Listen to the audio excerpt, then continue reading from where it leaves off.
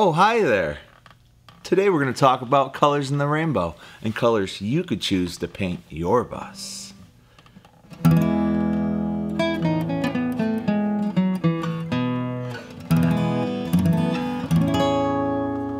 All the colors in the rainbow that you could choose. Would it be green, violet, or blue? All the colors in the rainbow you could paint your bus. Would it be yellow, mustard, or rust? Well, I hope not. It's up to you. You'll have to choose. Episode 13. Let's paint this bus, boys and girls. Right across this country, into the starlight. 12,000 miles, turn back, do it again. No destination, it's just a journey.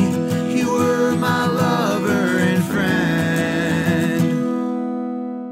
Episode 13 is a week that so many of you have been waiting for. The interior of the bus gets a complete makeover. We are painting the cabinets, we are installing the countertops, and we also put the cane into the upper cabinet doors. Yeah, this is a big moment, and this is one of the hardest choices for people I know. Picking the paint color of your interior. It is what will surround you. So you want to pick something that you like. It's a very personal choice. We like colors that are kind of calming. While I did pick up where we left off last week and I finished the electrical system, we decided we will hold off till next week for that video, as it's probably going to be a whole video itself, and we had so many other things done. We wanted to highlight those and give the power system its own spotlight next week. If you've ever done any large paint projects, you know that prepping to paint almost takes longer than the actual painting itself. And it's almost worse because we're in a small space painting all the cabinets, and you have to make sure that everything is good to go before you even step in there, or it's just a huge mess. For this bus, it took a whole day just to prep to paint, and that involved filling any screw or nail holes that was in this bus. So I had to go around with the wood filler and press the filler into each little hole. We used little brad nails on the front of the cabinets and just anywhere that there was a screw, especially on the headboard, there was a lot of nail holes. So we went through, filled every single one, waited for it to dry, and then it was time to sand. We had to sand all of the filler flush so that it looks how it's supposed to, but also just the edges of all the cabinets and the couches. You just have to make sure that everything looks as good as it can, that it's in its final finished form, and it looks like you put some effort into the cabinets and there aren't just like really harsh edges on things. After many hours of sanding, it was time to install trim. Trim really helps just button things up, Yes. make it look more professional, and we had several raw edges and corners in the bus that we thought could benefit from just a little bit of trim. So we bought some PVC trim from Home Depot, used adhesive and more brad nails to put it up there. It really does make things look a lot more finished. Yeah, I have a friend who's been in the painting game a long time and just working with interior spaces, and he always says trim, trim, trim, trim, trim. As much trim as you can do. Like, that's what makes everything look really smooth and cohesive, and it can just add a lot of character to it as well. Once that was finished, it was time for the painter's tape. Arguably one of the most lengthy parts of the process. You have to make sure that every seam where you don't want paint to go onto some other color or the ceiling, everything has to be taped, and it has to be taped perfectly and intricately. Otherwise, you will have a huge mess on your hands. So there was another few hours just into putting the painter's tape up. No, thank you. We also removed all of the doors and drawers from the bus. It's so much easier to paint these things if they're laying flat out on a table. Two other projects that had to be finished before we started painting was a cubby that is next to the bed. This is in the back of one of the booth ends that butts right up to the bed. And it's just a little box without one side. You cut the hole and press it into the hole and then put a nice little face onto it. We have this in our bus and it's a great spot to put chapstick, lotion, glasses, anything that you would have on your bedside table. It's nice to put it in there and then it doesn't fall when you're driving if you forget to put it away. The last part of this was to install cedar planks on the back of the kitchen cabinets. Drew was back in the cabinets finishing up the electrical, so we had the cabinet slid out, and I took that opportunity to install the planks on the part of the cabinet that you can see from the kitchen window. So we put an herb garden in front of this window in the kitchen, but the window goes far below the kitchen cabinets, so you'd be able to see the back of the cabinets. I had some extra cedar planks from the ceiling, so I just glued and nailed them to the back of the cabinet and where the herb garden will be. So now when you look through that window or when you open that window, all you see is a nice cedar veneer on the front.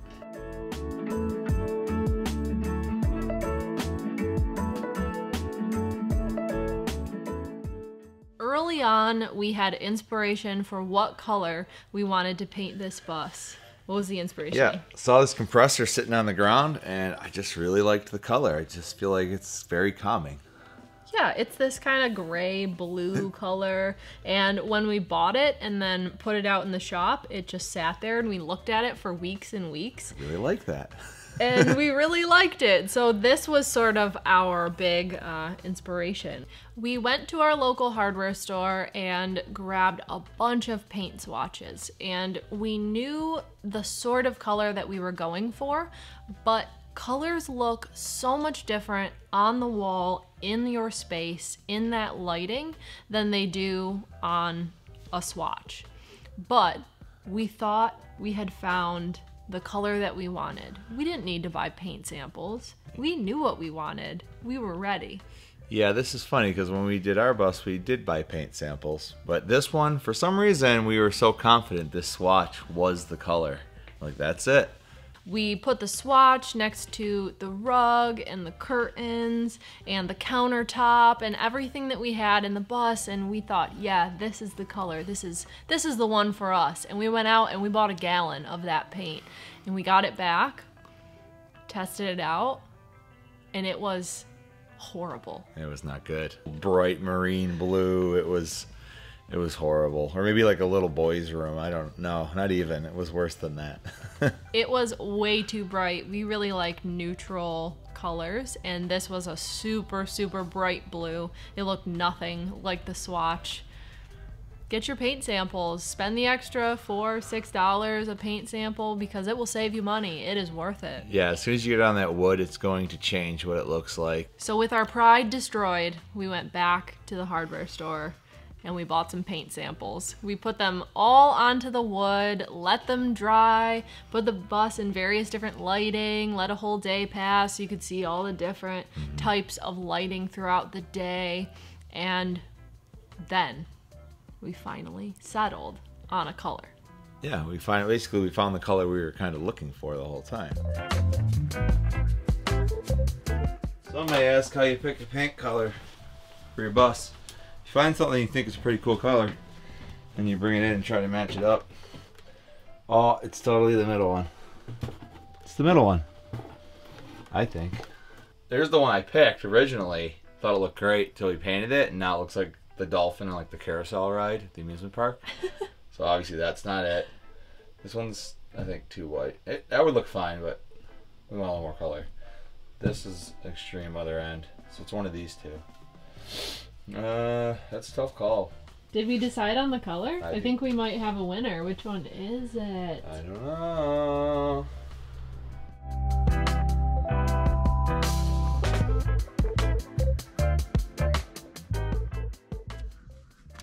This one is gonna be good. Much better than the last one.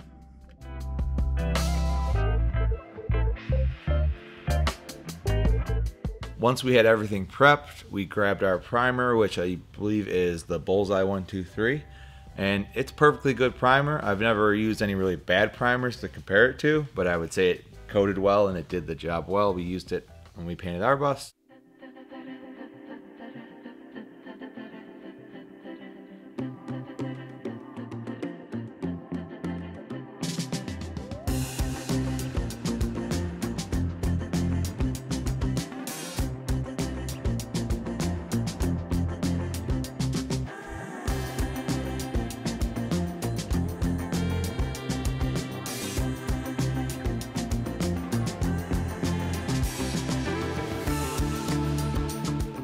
After the coat of primer and letting it dry, it was finally time to start the color, which was a really nerve-wracking moment after the whole sample debacle and the first gallon of paint. We chose Ocean City Blue by Benjamin Moore, and as soon as it went on the wood, I knew that it was the color.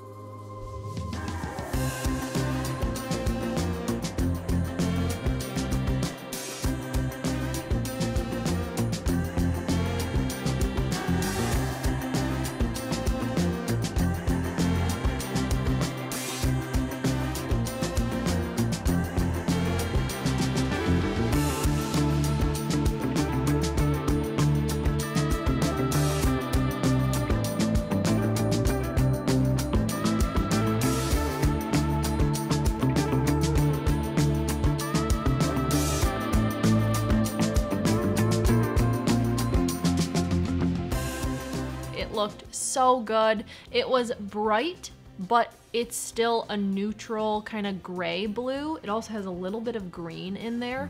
It's calming and bright, but it's also sophisticated, and it gives this bus its own personality now.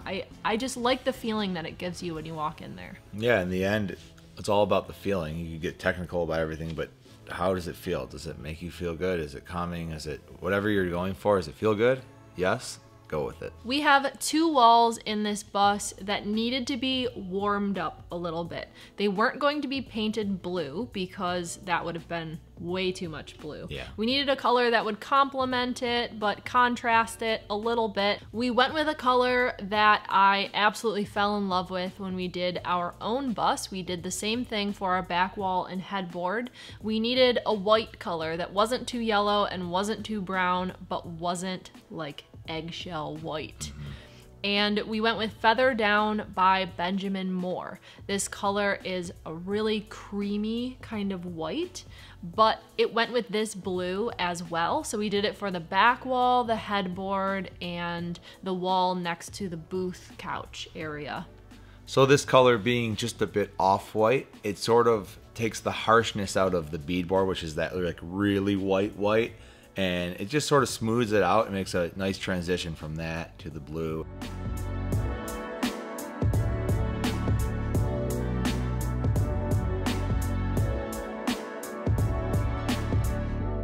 Now that we had two coats of each color finished, it was time to install some of the finishing touches, and we put the drawer handles on. And these really brought the color to life. Now these drawer handles are just like a matte black, but the contrast with that blue, it looks so nice. And this is the exciting part as you bring these components in, all these colors working together, contrasting, and man, it looks so good. I just minutes ago finished the final coat of paint in the bus. Drew hasn't been here all day. He has been out running errands, and so this is the first time that he's gonna see it, and I am gonna catch his reaction right now. What's up? Hi. Why are you pointing at camera? It's really weird. Do you know what was finished while you were gone? No, I don't. The paint. Oh, really? Yes, I told you I was finishing the paint today. Is it in here? Yeah. I want to know what you think. Oh boy! Wow! Looks great. Looks really good. Do you like it? Yeah, it looks like what we were going for. Maybe even better. Oh, it looks really good. Oh man. Exciting. I'm moving in. The next major step of the interior was installing the countertop. We once again went with the butcher block countertop. So once we had our piece of wood, we got it out of the box and the packaging, and it was time to prepare it for the installation. We laid out the countertop on a few sawhorses. This was the point where I took a million measurements. The main countertop in this bus is one continuous piece of butcher block, but you do have to cut out sections for the stove, oven, the sink, and our window herb garden. There is no margin for error here. You have to have everything exactly in place. It has to be cut perfectly or things will not fit. It will sit crooked. Your sink will leak because we have an undermount sink. That particularly has to be perfect, and it's just very nerve-wracking. So I took a million measurements. I checked, rechecked, measured, remeasured. I checked in the middle of cutting, at the beginning of cutting, at the end. I was so nervous about cutting into this really expensive piece of wood. So we cut around for the stove, moved down, cut out the sink, moved down again, and cut out the little rectangle for the window herb garden, and then the deed was done. It was already in place if it was wrong. Yeah, that's the scary part. You got to see if it's right. You got to bring it in, put everything in, and hopefully it lines up. And it's a tough moment. It's pretty scary. It's horrible. Also carrying it in, like at that point, some parts are only connected by a thin piece. So you want to be very gentle. Don't break that thing. Everything fit. Everything Yay. fit. It was not a problem. We've had hiccups at other points in our build, so maybe we were making people a little bit nervous. But everything fit just fine. It was exactly how it was supposed to be. Thank God. We cut the main countertop piece, which was the most complicated of all three pieces, but we also had the end table to the side of the couch and also the tiny little counter that goes in between the bed and the booth. The last cut we had to make was for the backsplash, and we didn't have enough to do the entire backsplash in one section, but I wasn't gonna buy more butcher block just for that, so I had to join two pieces of the wood together, and I did that with wood glue. I drilled holes into each side and put a dowel in between, one dowel on the top, one on the bottom, pressed them together, clamped it, let it set, and I think this is one of the best actual like joinings of wood that I've ever done. It looks pretty seamless, it's pretty good. Yeah, it looks great. It's way better than having to buy more of that butcher block. The last part of the main countertop was to cut an inset knife block. It's really easy to make a knife block like this. All that I did was use my saw to cut inward from the edge of the butcher block. I make slots slightly larger than the size of the knives so that they slide in and out easily and you don't have to pull at them. It won't damage the knives at all. We make sure that there's nothing underneath where the knives go through the countertops. There's nothing that can be damaged or broken. It's a great use of space. It also looks really cool to have your knives sitting there. And it's something that we absolutely love about our kitchen, but is also really functional. With all the cuts made into the butcher block, it was time to prepare it to be sealed. First thing we had to do was sand all the rough edges, and this is a lot of work, but it's a very important step to make it look really good. Sanding is a huge part of finishing a butcher block. When you make all of your cuts into the wood for your different appliances, your sink, anything else that you have, all those edges are just raw and you need to sand them down to make it look professional, to make it look nice, especially the cut for our sink. We have an undermount sink and this is just a really prominent cut. You're gonna see it every day standing at that sink. So we make sure to take a lot of time to sand down all the corners. It makes a world of difference for the actual finishing elements of your countertop. It's going to look so much better if you just take time during the sanding part of the process. The final step before installing the countertop was to seal it. This is probably the most important step in preserving the wood over time. We went with water locks, It's a great product, and it gives it a nice little gloss and brings a lot of color out of the wood as well as protect it. This butcher block is going into a kitchen, and at least in our kitchen, we are really hard on things. We're always cooking, baking, spilling water, so you want to make sure that this beautiful new piece of butcher block that you just bought for your bus is as protected as it can be. And we really love water locks. We use it on our countertops, and we get asked about it all the time. Water locks completely seals off and protects the wood with 4 coats 24 hours apart. So we would do 1 coat of the water locks, let it dry, come back 24 hours later. I would lightly sand all the surfaces with 220 grit sandpaper just to remove any little raised parts and make sure that it's completely smooth. Then we would wipe it down with a rag, do the 2nd coat, and we continued that until we had 4 different coats. So sealing this butcher block takes quite a bit of time. It took 4 whole days to get the entire thing sealed and ready to go. The most exciting part was next, installing the countertop in the bus. Couple simple steps to do this. First, we screwed the backsplash in, and then we prepared our construction adhesive to put on the wood, and then a marine grade sealant that will caulk around the sink. Set the counter down, and you come from underneath and run screws into the counter. It's good to put a weight or have somebody sit on that when you're doing each area, just so the wood cannot push up. And then it's locked and it's not going anywhere. It looks great. This countertop is a huge upgrade to the kitchen space. I think it's pretty similar to when we installed the ceiling in the way that it transforms the look of the bus. Once again, another piece where you install and that paint really comes to life. Now the black handles made it look great, but this countertop really contrasts it in a beautiful way. And the blue actually kind of brings some of the color out of the wood as well. And it makes it feel homey. I mean, what's more homey than a kitchen, right? So it feels like you're in a kitchen now, and it just feels good. A few videos back, we showed how we made our upper cabinet doors. This is a really simple style of door made with a half lap joint, and in the end, it just kind of looked like a little picture frame that we mounted up onto the cabinets. The shaker style doors get a middle panel in them to complete the door, but we had special plans for these doors. The product that we are using for the middle of these doors is called cane. Now, cane is a really old product. You see it a lot on antique chairs. It would be kind of the middle section. It's sort of like wicker. It's a little bit stretchy, but it's a woven material. So I went ahead and got splining. I think that's how you say it. Maybe. Splining. I'm not sure. Yeah.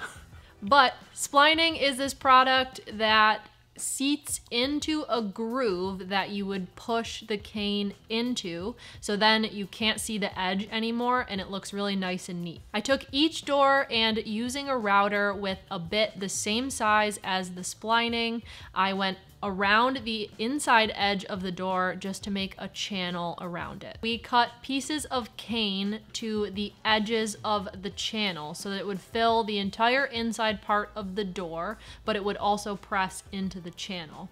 We then put glue into the channel, and this is where it's good to have another set of hands. You stretch the cane into the channel and push the splining down into it to kind of lock it into place. So once the glue dries, everything is seated into that channel. You can't see the edges, and all you see is the top of the splining. Yeah, this splining is like, it's like a wood cord sorta, and it's tapered. So once you push it in, the wider end will eventually catch and kind of hold it. But if you're doing it alone, it's hard to go to the next part without popping the last part out. So you kind of need extra hands. You can do it one, you did a few by yourself, but it was definitely a lot smoother when we both did it together. I love all things vintage and retro. This cane definitely gives those doors that vintage look. I know we've gotten comments on here in the past of people saying, I can't believe cane's making a comeback. I used to see that on my mom's end table in the 70s. It is making a comeback. You'll see it in a lot of buses and vans or even houses when people DIY old cupboards and cabinets. It's just a cool product that adds a lot of style and character to the the doors instead of them being solid shaker doors.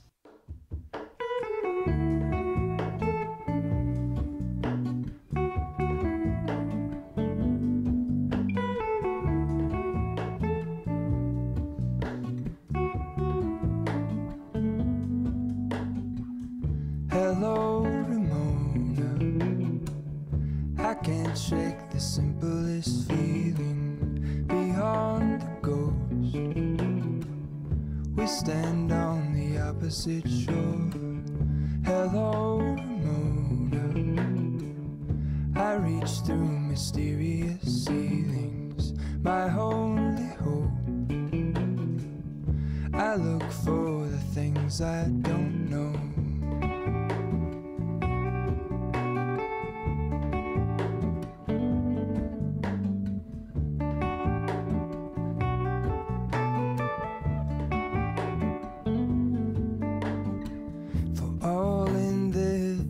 I stand alone. Show me where the ending goes. Honest. So that's it for week 13. This was a big week for the aesthetic of the bus. Everything's starting to come together. The paint and the wood, it's all complementing each other. It's starting to feel like we're getting somewhere close. There's a lot of work to do still, but it's very exciting. I want to thank everybody for watching, and we really want to thank our Patreons. It's a growing community that we're really appreciating. It's encouraging us to keep creating more. It is a lot of time and effort to not only do the projects, but also film them. So thank you so much for being here with us and supporting us. If you would like to support us, Patreon is by far the best way to do that. And we will leave a link to our Patreon in the description below. Do all those things you do on the internet, and we'll see you next time.